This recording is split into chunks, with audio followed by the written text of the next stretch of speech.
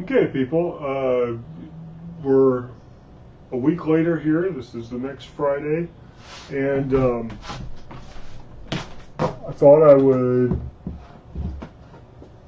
avail myself of the opportunity to do this whole thing again. Looks like it's going to be another good chance to work on the Resonance 2 album. We've had another full week of writing songs for the band and stuff that I'm in. But yeah, now it's time to take a break, change gears, and focus on the solo project. So I just opened up this Resonance 2 file I've got in record, and let's see what we've got.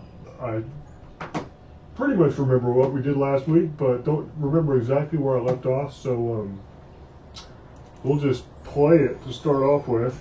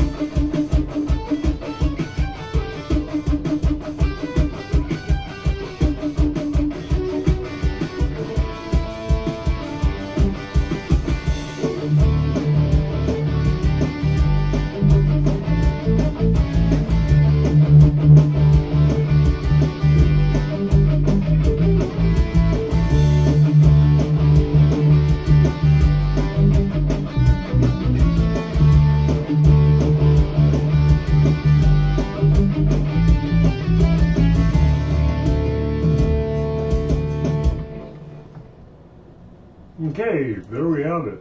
So, looks like I had a form pretty well worked out, which is fantastic. And the last thing I was working on was recording bass tracks.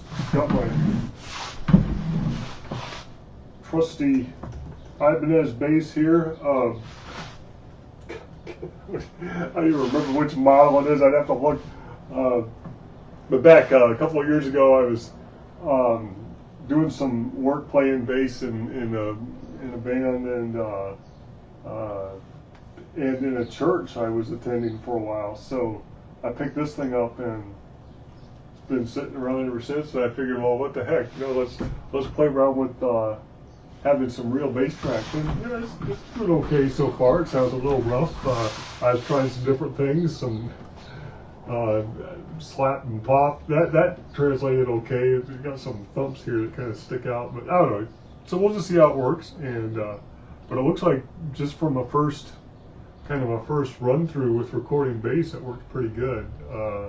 So that's the main incomplete part of the song right here. Is I've got I don't know if you could really tell from that little mic and that webcam, but the bass kind of dropped out here in the middle of the song, because what I did, this is really the songwriting stage, is what this is. So when I'm doing stuff like that, I just sit down and say, okay, what sections, what independent, unique sections are there for the bass part, for example, that I need? And we had our kind of opening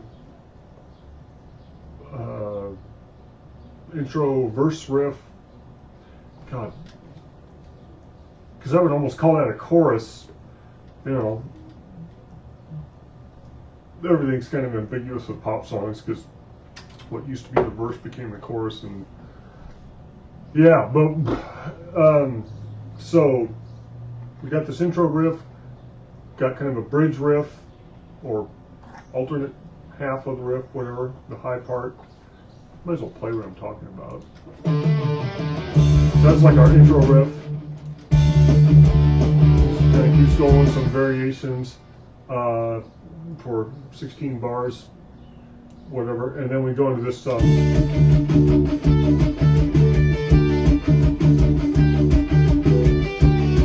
of a, could be considered kind of a bridge riff, and then a little transitional material here.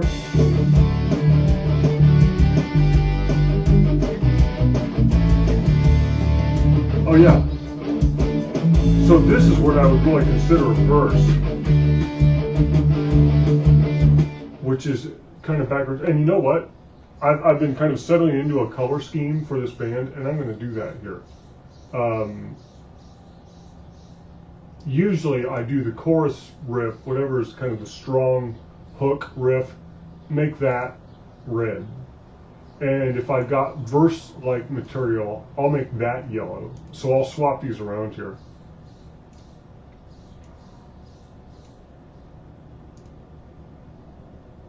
Make this red, make this yellow, and make this red. And it's really turning out to be kind of a handy visual cue. It just, instantly kind of gives me an indication of what part stuff came from. And that's what I'm really doing. I don't know if you can really, probably can see that on the webcam, but even these little snippets at the end, I kind of chop things up from what I'd recorded before to make a transition that I didn't have, because in the main riff I went from this chorus kind of riff to the bridge, or chorus B, whatever you call that, to this transition, which you could call a bridge. I'll just call this part the bridge. So basically chorus, bridge, transition, verse. That was kind of what I laid down at first. That's what I had for guitar tracks. Again, in songwriting, I just basically lay down the riffs that I've got, and then start arranging those. You know, so you take the same recordings, and if there's repeats, you just move those over. And because the goal here is to just hear what it sounds like, you know, so we can do the arranging task. We have to be able to hear halfway realistic takes of the instruments that we're going to have, and so we can get a sense for what it feels like, each section, what they sound like, so then we can arrange them together in an order that works, you know, that has the most impact we can give it, you know, for whatever we're trying to do with the song. And this one is supposed to be upbeat, you know, have a lot of energy, so we want to try to convey that energy in the best way possible. You know, we don't want dead spots in the song. We don't want spots where you start to get bored. You're like, oh, you feel like this is one too many repetition of this section or anything like that. That's what I'm really listening for when I'm doing this arranging thing. And yeah, so even at what I'm saying is, even at the end here, I had to, you know, I didn't have really an idea for how to end the song first, so I didn't record one. But then I kind of thought, yeah, okay, we just should just come back to this main chorus riff. But then we needed to transition into it from this bridge riff when we didn't have that transition. But thankfully, it was fairly easy to make one from. You know, here's the bridge riff, and we already had this. You know, when it was going into the verse, that was its transition.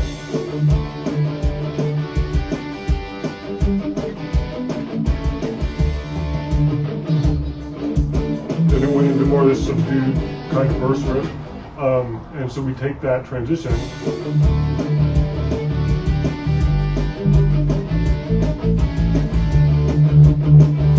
Because what it was doing is it was just doing one last 4 bars of that chorus riff as kind of a tag or something.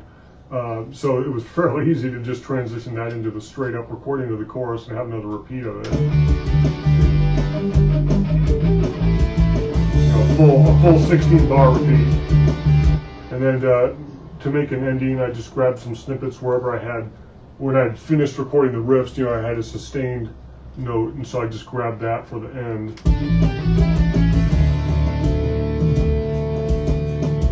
Yeah, and my sustained note wasn't exactly the right chord, but whatever, it was good enough just to, I guess it wasn't worth like taking the extra 5 minutes to sit down and record an ending. But anyway, so that's basically what we've got for our form. We have our verse, or chorus, bridge, verse kind of thing. Chorus, bridge, verse, and then I guess you could call this a middle 8, because I had even more sections to this song.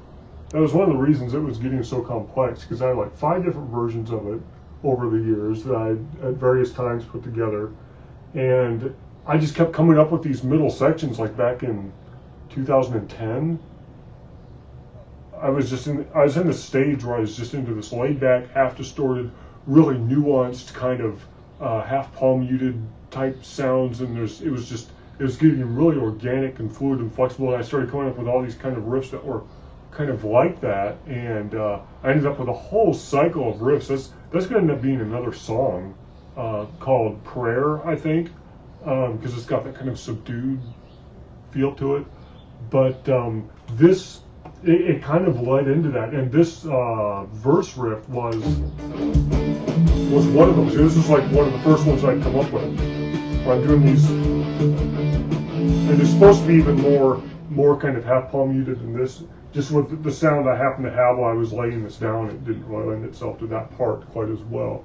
But I'm confident this guitar can do it. I'm happy with the sound of that guitar, by the way. It ends up being nice and bright and clear for this kind of thing. I knew it was great for the metal type sounds like I'm doing for the band I'm in, but wasn't quite sure how it would handle this type stuff. And I'm pretty happy with it.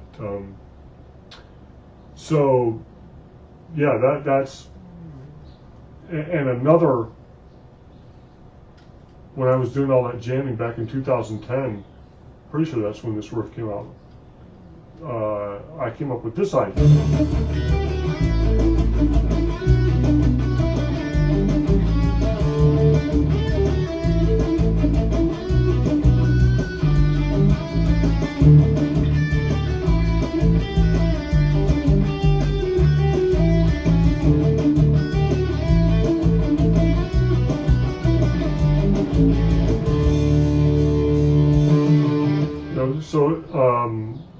And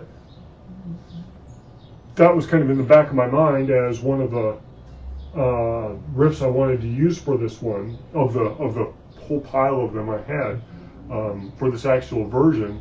And when we were working on the form, I needed a middle eight. That's the section in the song where it's completely new material you haven't heard before, and it functions to really provide some micro development.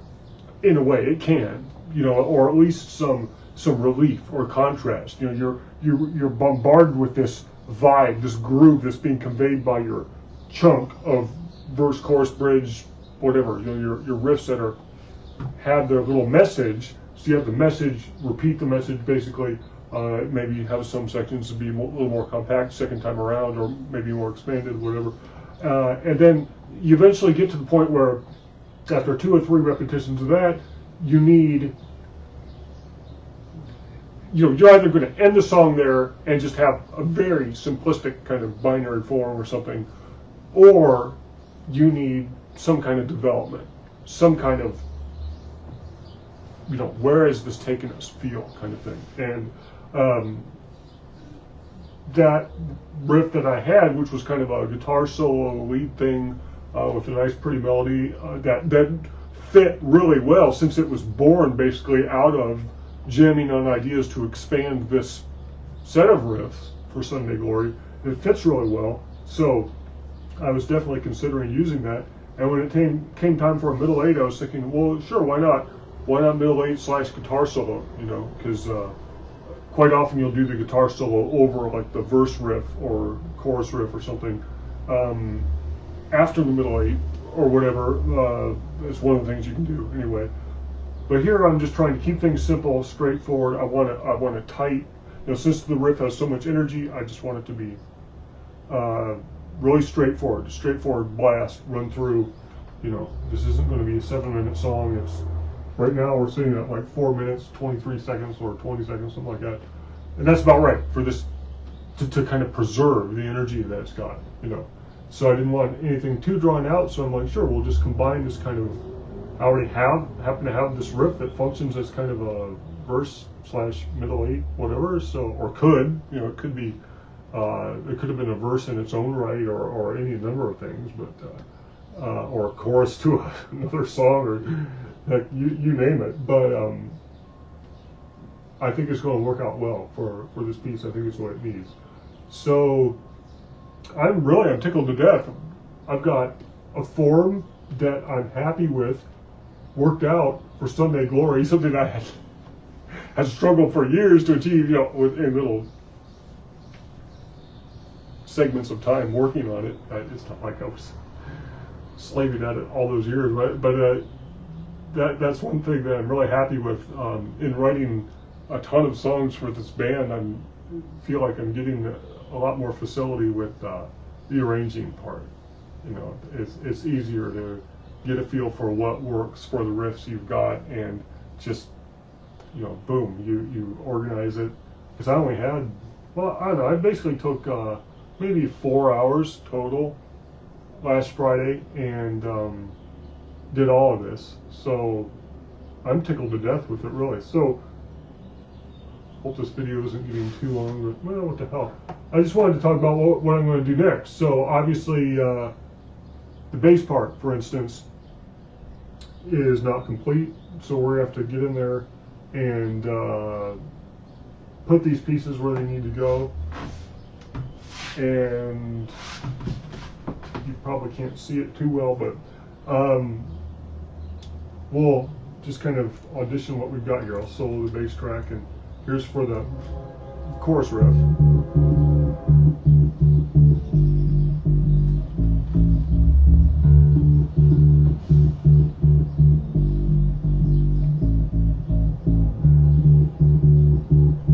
really should listen to what I've got, make sure I've got a good take. Because these are all multiple takes, I think. If I double click on them, yeah, you can see all the different takes I did.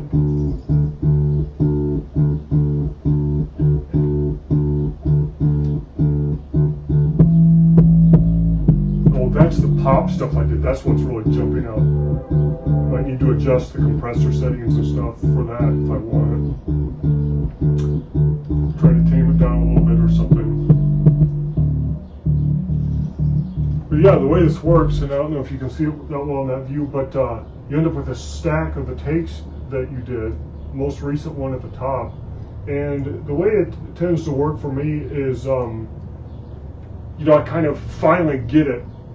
I'll basically keep looping and recording the take for a given section until I feel like I've nailed it, you know, got a good version. And so usually the last one is the one that's the tightest, it's the most clear, and the most free of glitches or mistakes. And usually what I'll do then is just start with that one and go through the section and try to hear if there's anything that jumps out as being, you know, messed up. And if there is, that's when I go start looking through these other takes I've got to see if, you know, to find a piece that sounds better for that little measure or whatever it is that's messed up.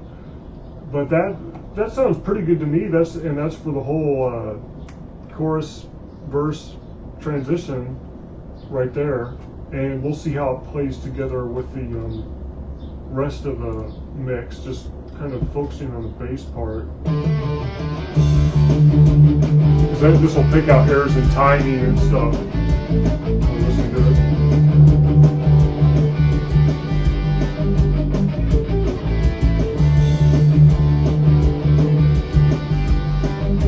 Yeah, there's a part right there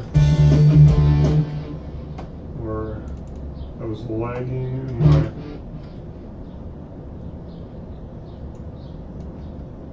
see there.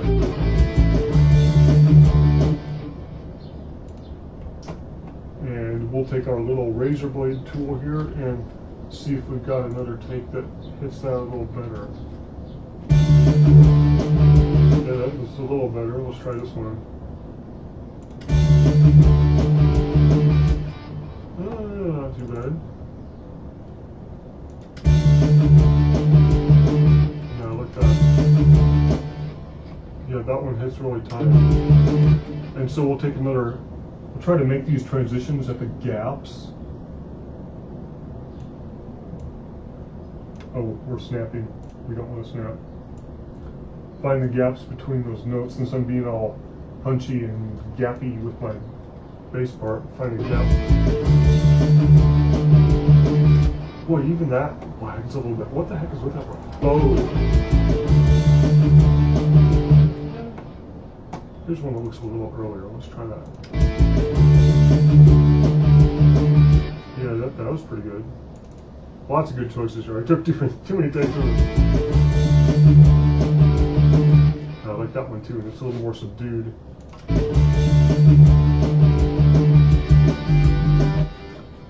And we'll go back to our original one.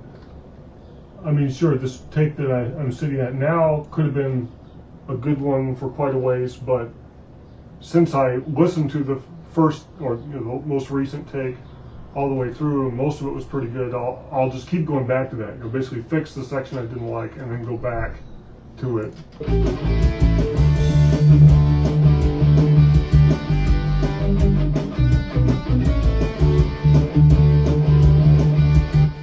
And that section too, I'm getting nitpicky here, but hey, the bass part is all about timing, right? That almost felt like it lagged a little bit. Let's try another one of these sections that feels like it's...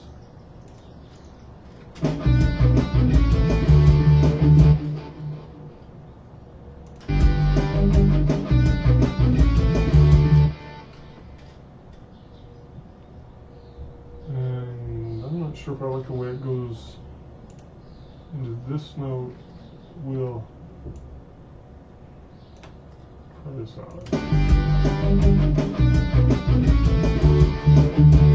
Yeah, I think I do like it better.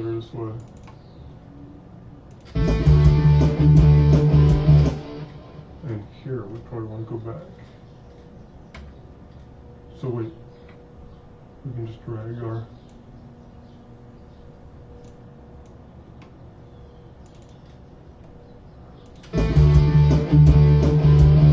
anyway, so you get the idea that probably boring my audience to tears, but that's what I'll be doing this morning. Then is basically last thing I did last time was record the bass track. So now I'll be going through and getting what I feel like is a satisfying version of the bass track.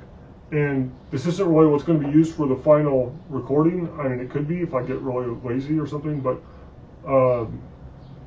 usually what I like to do for the final recording is once I have an arrangement that works, just practice the daylights out of that arrangement until I can play the parts that are supposed to sound the same straight through, and then record them straight through.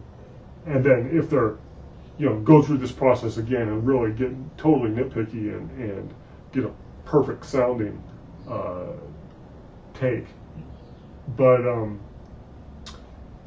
at this point, I'm just trying to get something that is tight and punchy enough, it functions well enough, and it's not really even necessary to go to this level of detail for the bass track. But I'm probably not going to waste too much time on it.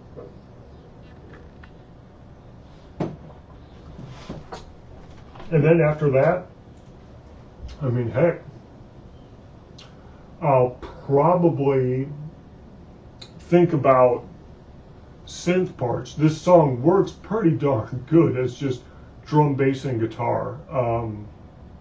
But maybe as kind of an intro thing or some background stuff, or maybe even some contrapuntal lines, some melody lines that jive with the existing melody lines might stick in there if it adds to the effect, I played around with that type of thing a little bit on some of my other versions, and it definitely detracted from the effect. So we'll see. But this one's about ready to wrap it up, and make sure I've got a good mix, and well, I guess practice it.